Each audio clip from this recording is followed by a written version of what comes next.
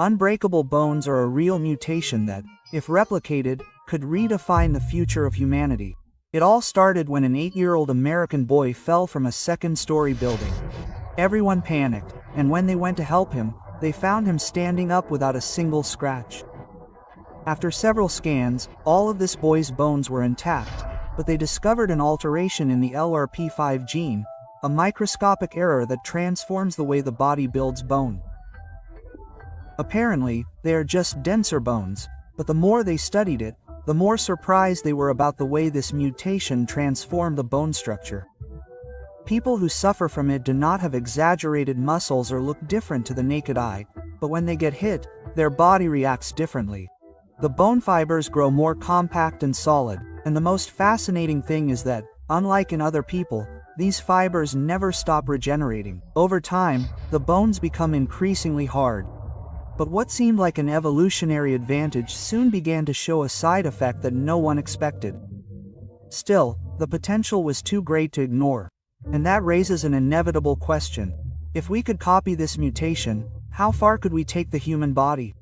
For years, scientists around the world have been trying to do just that. Several studies point to something promising.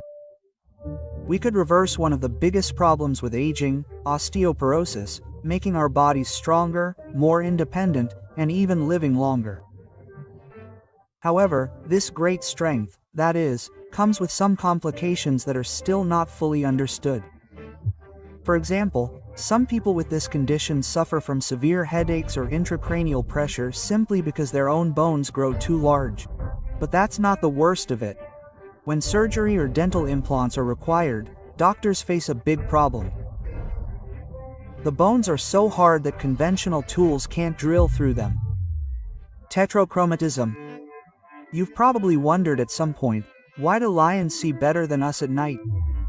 Or why can eagles see small squirrels from miles away? Some people are born with visual mutations that go even further than that, and it's not always an advantage. It all started when a woman went to the ophthalmologist because she felt there was something wrong with her vision. She said the sky looked different, that the colors of the lights didn't match what others said they saw. They thought it was light sensitivity or some kind of optical illusion. But after several specific tests, the doctors were shocked when the explanation emerged. Her retina had an extra type of cell, a fourth cone, something that most people don't have. The condition is called tetrachromatism, and it allows her to see millions of shades that others can't even imagine. Her color vision spectrum is literally wider, but this is where it gets complicated, because no one else sees what she sees. She tries to describe a color and people look at her strangely. When she says two shades are different, they tell her they're the same. For years she thought there was something wrong with her perception, when in reality her brain was receiving more information than the rest. This doesn't happen by accident. It's believed to be hereditary, and in most cases it only occurs in women. 4 types of cones in the retina instead of 3, and a greater sensitivity in the brain's processing of color. The result is not supervision as such, but a different way of experiencing the visual world. A sunset does not look pretty, it looks overloaded.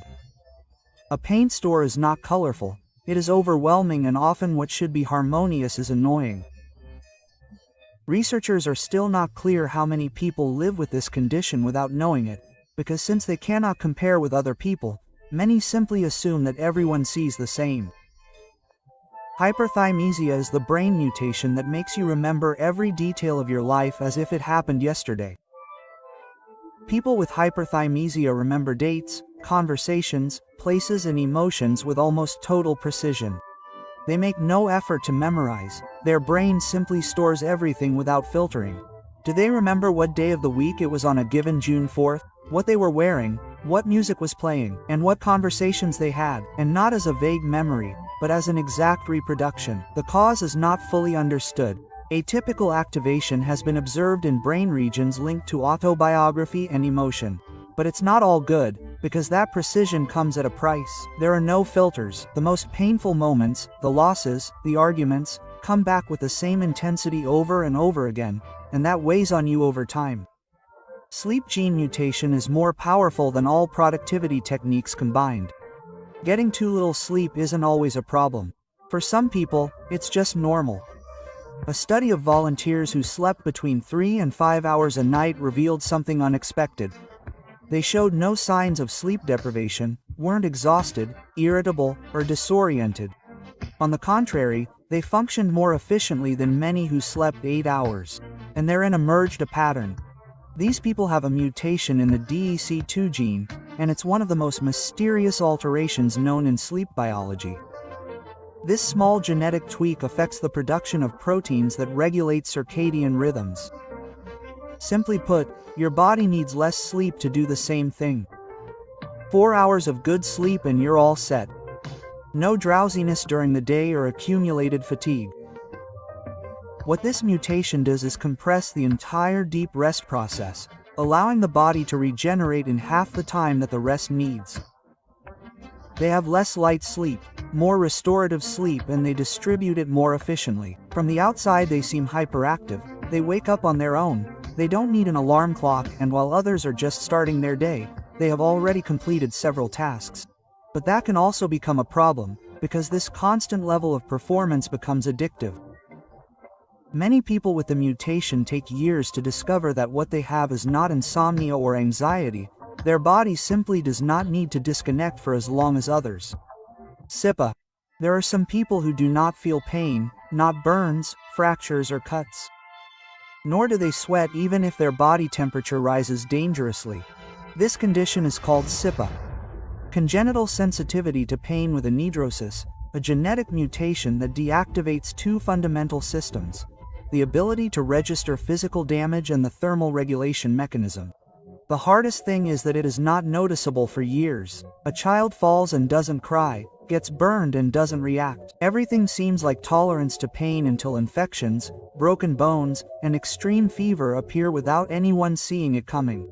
Because pain, although annoying, is a warning sign, and without that sign, everything depends on constant observation. Checking your body every day, being alert to bumps that don't hurt, wounds that don't warn you. Living with a SIPA doesn't mean being stronger, it means not knowing when your body is in danger because it simply doesn't tell you.